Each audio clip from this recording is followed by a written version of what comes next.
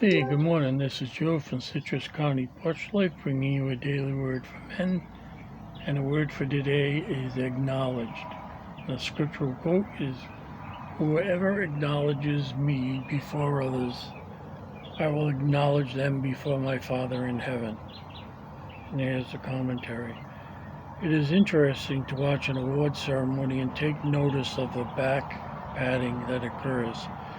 A great player will stand up and say he couldn't have done it without his team or his coach.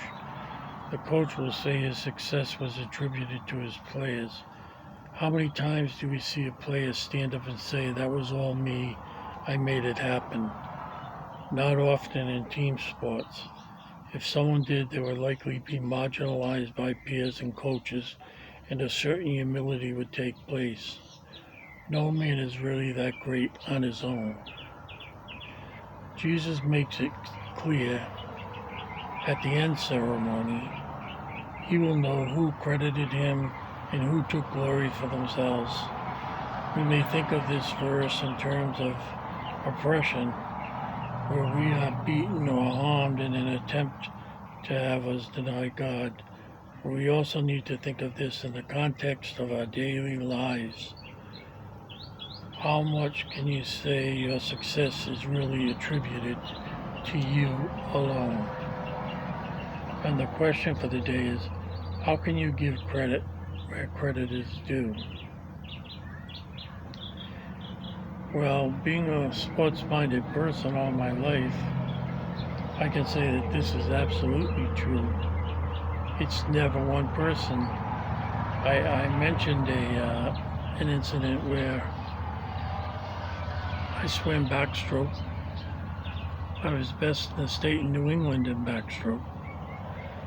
We had a very important meet coming up, and I thought I was going to swim backstroke.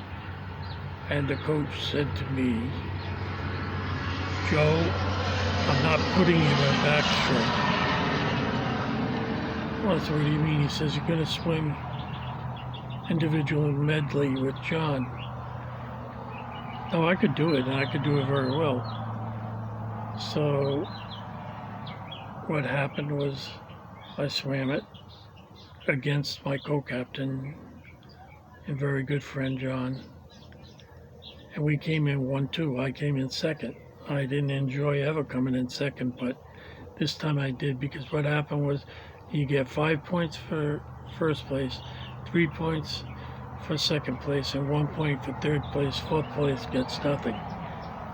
So out of the 9 possible points for that event, we took 8 of them, and it put the other team so far behind that they could not win the meet, and we were assured the state championship. So, it took a good coach who was willing to come up to me and tell me, "You're not swimming what you thought you were doing." And I was a little ticked off, but the coach is always right. Even when he's wrong, he's right. And he was definitely right this time. And it was the best second place that I ever had. So it is a team, even sports where you think they're individual events, all individual events, and it doesn't come together. It comes together. Many people don't know about how swimming is, how each event is evaluated, and that's it. 5 for first, 3 for second, and 1 for first. Now how can you give credit where credit is due? Well, for me, it's keeping up front that God deserves all the credit. Without His grace, we could do nothing. And that's true. It's the grace of God that sustains the universe, sustains us. And 2, give people verbal acknowledgement for a job well done.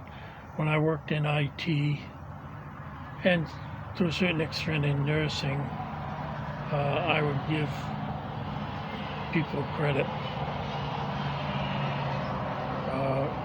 for a job well done, new thought, that save time and money. And so make the acknowledgement public about God, and public about your fellow workers. Well, I wish you all a very good day, a safe and healthy day, and I will talk to you tomorrow.